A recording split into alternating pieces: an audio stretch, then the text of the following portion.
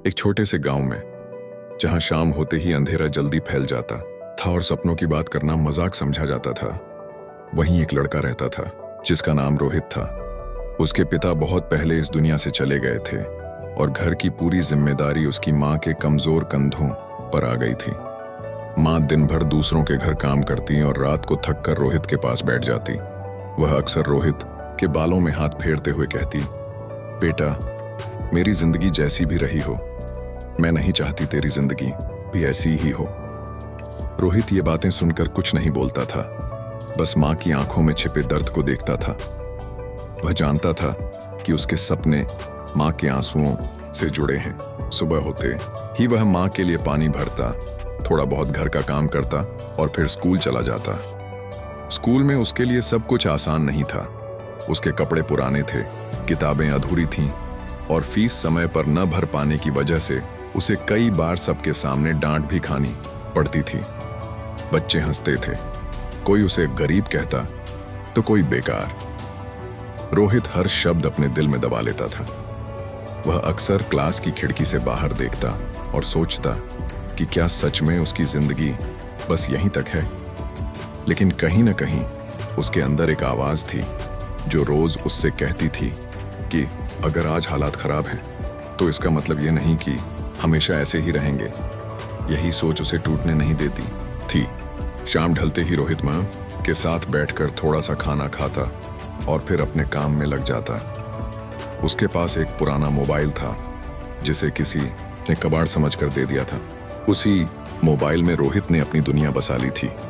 वह cartoon videos देखता, drawing बनाना सीखता और एनिमेशन के बारे में समझने की कोशिश करता। कई बार मोबाइल बंद हो जाता, कई बार इंटरनेट नहीं चलता, लेकिन उसकी आंखों में नींद नहीं आती थी।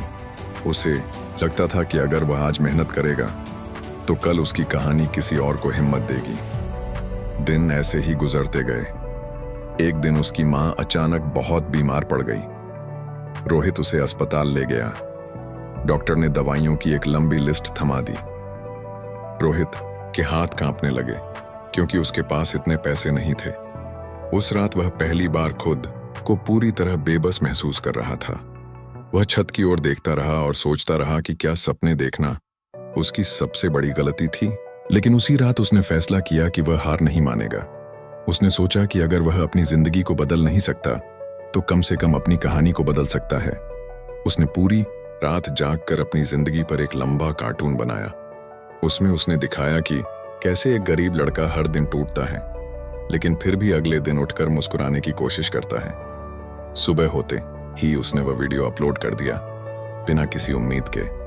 पहले कुछ दिनों तक कुछ खास नहीं हुआ। थोड़े व्यूज आए, कुछ लाइक्स आए, लेकिन रोहित का दिल भारी हो गया। उसे लगा कि शायद दुनिया को उसकी कहानी में कोई दिलचस्पी नहीं है। फिर एक दिन उसने कमेंट्स पढ़ने शुरू किए। किसी ने लिखा था, आज मैंने खुद को इस कहानी में देखा। किसी ने लिखा, मैं भी ऐसा ही हूं, लेकिन अब हार नहीं मानूंगा। रोहित की आंखें नम हो गईं। उसे समझ आ गया कि उसकी मेहनत बेकार नहीं गई। धीरे धीरे लोग उसकी कहानी से जुड़ते चले गए। वीडियो शेयर होने लगा, लोग उसे मैसेज भेजने लगे। कुछ ही महीनों में उसका चैनल बड़ा हो गया। वही लोग जो कभी उसका मजाक उड़ाते थे अब उसकी तारीफ करने लगे। रोहित ने किसी से शिकायत नहीं की, न किसी से बदला लिया। उसने बस अपनी राह पकड़ ली थी। उसकी कमाई से माँ का पूरा इलाज हुआ। माँ की मुस्कान वापस आ गई। एक दिन माँ ने उससे कहा, बेटा, तूने मुझे फिर से जीना सिखा दिया। रोहित ने माँ का हाथ पकड़ा और कहा, नहीं माँ, आपने मुझे कभी हार मानना नहीं सिखाया।